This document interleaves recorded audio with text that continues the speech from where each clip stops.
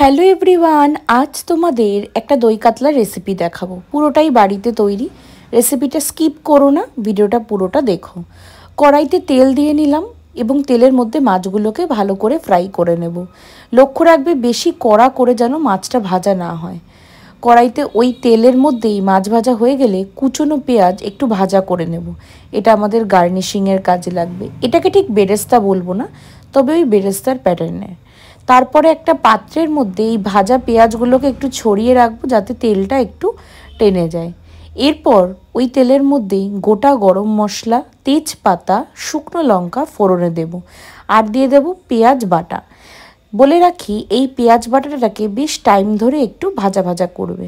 এই সময় কিন্তু আমরা অন্য কোনো উপকরণ দেব না। তোমরা কড়াইটা দেখে কেউ জাজ করো না, বেশ অনেক লোকের আয়োজন হচ্ছে, তাই জন্য এই ডেকোরেটার্সের কড়াইটা বসানো হয়েছে। এরপর আমরা দিয়ে দেবো এখানে আদা রসুনের পেস্ট। প্রত্যেকটা পেস্টই একটু সময় নিয়ে মিহি করে পেস্ট করবে। মশলা যত মিহি পেস্ট হবে, কষবে, তত গ্রেভিটাও টেস্টি হবে। এখানে আমরা আদা রসুন পেঁয়াজ সবটাকেই আরও বেশ কিছুক্ষণ ধরে বেশ কষিয়ে নেব। আগেই বলে রাখি, এটা একটু রিচ আর হেভি হতে চলেছে, তোমরা সেটা দেখে কেউ কোনো রকম জাজ করো না। এরপর আমরা দিয়ে দেবো টমেটো বাটা। টমেটো বাটাটা দেখতে একদমই ভালো লাগছে না ক্যামেরায়, তবে বলে রাখি এখন যা ভেজাল, তো টমেটোর রেড কালার পাওয়া খুবই মুশকিল। তোমরা কিন্তু এর মধ্যে আবার টমেটো কেচাপ অ্যাড করো না, কারণ যেহেতু অনেকটাই পেঁয়াজ পড়েছে, একদম মিষ্টি মিষ্টি হয়ে যাবে। এরপরে দিয়ে দেবো গুঁড়ো মশলা, হলুদ গুঁড়ো, ধনে গুঁড়ো, জিরে গুঁড়ো, কাশ্মীরি রেড চিলি পাউডার, এমনি লঙ্কার গুঁড়ো, সমস্তটাই দিয়ে দেবো। লক্ষ্য করে দেখবে আমি কিন্তু কোনো রকম কোনো চিনি অ্যাড করিনি। তোমরা চাইলে কষানোর সময় একটু কালারের জন্য চিনি দিতেই পারো, তবে রান্নাটা উইদাউট চিনিতে অটোমেটিক কাশ্মীরি রেড চিলি পাউডারের জন্য দারুণ কালার এসেছিলো। আগেই আমি বলেছি রান্নাটা একটু হেভি হবে। এটা কিন্তু রোজের জন্য নয়, কোনো একদিন যদি একটু বিয়েবাড়ির স্টাইলের একটু হেভি রিচ মাছের, কাতলা মাছের এরকম ঝোল খেতে ইচ্ছা করে, ঝোল বলবো না, দই কাতলার প্যাটার্ন, তবে বলে রাখি এটা কিন্তু দই কাতলার মতন ওরকম সাদাও হবে না, এটা একটু লাল লাল হবে, তবে দইয়ের তোমরা ফ্লেভারটা কিন্তু পাবে। তো গুঁড়ো মশলাগুলো দিয়ে ভালো করে এখানে কষিয়ে দেব। এবং আমার পার্সোনাল ওপিনিয়ন, তোমরা শেষে এর ওপর একটু ফ্রেশ ক্রিম দিয়ে গার্নিশিং করতে পারো, তবে আমি ওই ভেজে রাখা পেঁয়াজটা দিয়েই গার্নিশিং করব, টেস্ট ভালো হবে। এরপর আমরা ভালো করে মশলাটাকে কষাবো।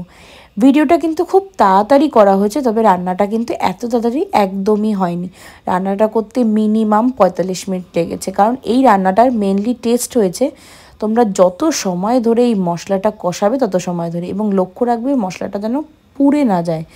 তোমাকে কিন্তু কন্টিনিউ একটু পরপরই নাড়াতে থাকতে হবে। যদি কড়াইয়ের মধ্যে রেখে দিয়ে চলে যাও কোথাও, তাহলে কিন্তু মশলাটা একদম পুড়ে যাবে এবং রান্নাটা নষ্ট হয়ে যাবে।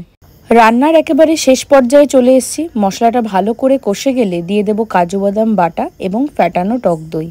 ফ্যাটানো টক দইটা স্মুথ করার জন্য একটা সাজেশন দেব, মিক্সিতে টক দইটা বাজার থেকে কিনে এনে 1 মিনিট মতন মিক্সচার করে নেবে।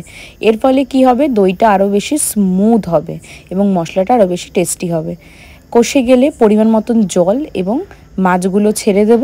রান্না হয়ে আসলে শেষে শাহি গরম মশলা দিয়ে দেব। তৈরি আমাদের ঘরোয়া পদ্ধতিতে দই কাতলা। রান্নাটা একটু রিচ হয়েছে এবং রান্নাটা ভালো হবে সেটা দেখেই বোঝা যাচ্ছে, কারণ ভালো ভালো উপকরণ পড়েছে। শেষে একটু দই দিয়ে সার্ভ করলাম, এটা অপশনাল, চাইলে দিতেও পারো, নাও দিতে পারো।